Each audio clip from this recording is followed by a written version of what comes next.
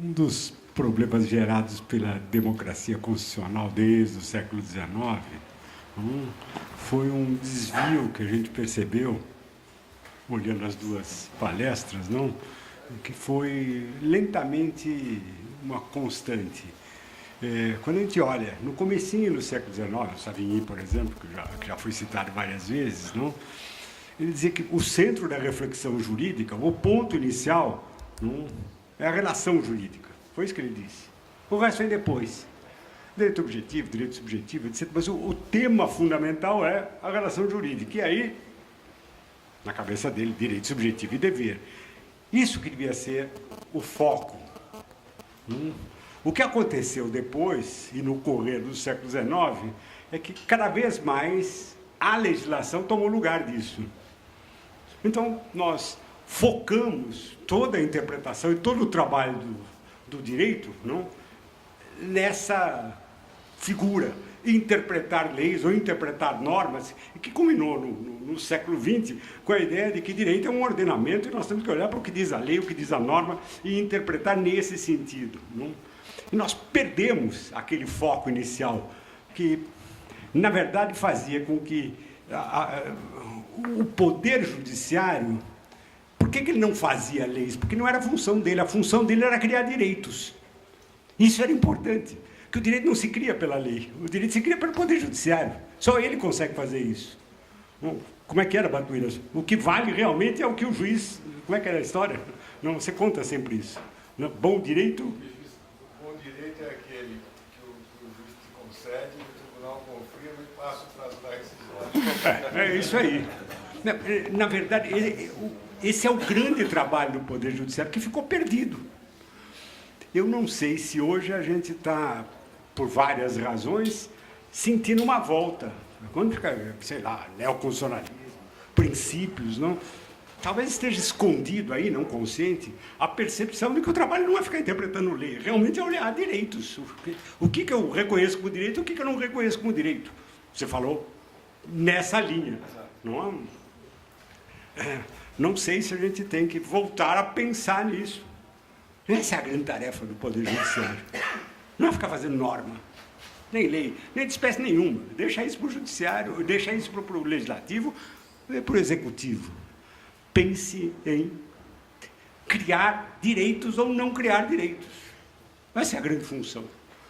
E para isso devia ser preparada a teoria jurídica, que está despreparada. E quando entra esse negócio de neoconstitucionalismo, princípios, etc., isso soa mal, você sente uma angústia de arbitrariedade, que nós não estamos mais preparados para isso. Talvez esse seja o grande momento de repensar. Não sei. Quiserem? Venha.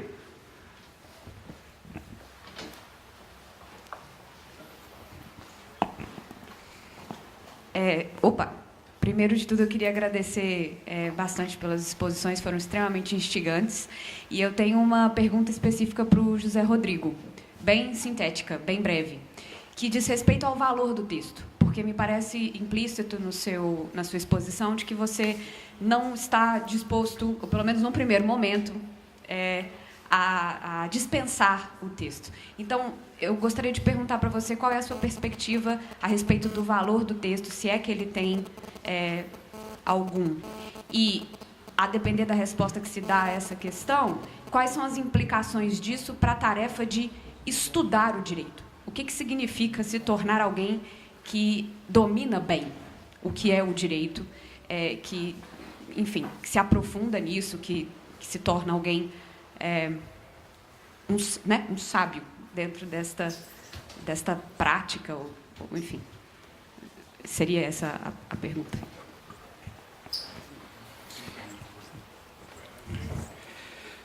Essa é a questão importante para minha própria posição. Mas eu tendo a ver o texto como uma espécie de, vamos dizer assim, é um traçado inicial do limite do que é possível e do que é impossível numa certa ordem jurídica, né?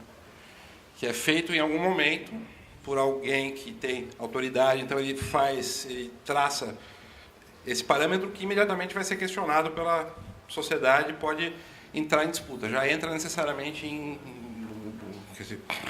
disputa, isso num fluxo contínuo, né? Um fluxo contínuo de interpretações que podem, inclusive, resultar na criação de outras ordens jurídicas, né? Pode haver um processo, digamos assim... O Cover usa um termo que é ruim, mas é visualmente interessante. Ele fala de mitose normativa, né? É um pouco estranho, mas enfim, é uma espécie de... Você cria uma outra ordem jurídica que eventualmente possa surgir de um questionamento de um texto que não te satisfaz mais, então vou criar outro espaço, vamos criar outro espaço normativo. Isso tem acontecido, por exemplo, de forma parcial via Uber, não é? Com esses processos todos, em que grande parte da lucratividade, por exemplo, de certos empreendimentos, como se diz, de economia solidária, ou, aliás, compartilhamento, grande parte da lucratividade da economia do compartilhamento vem do fato deles não pagarem imposto, deles não passarem por fiscalização, enfim, passa por todos esses...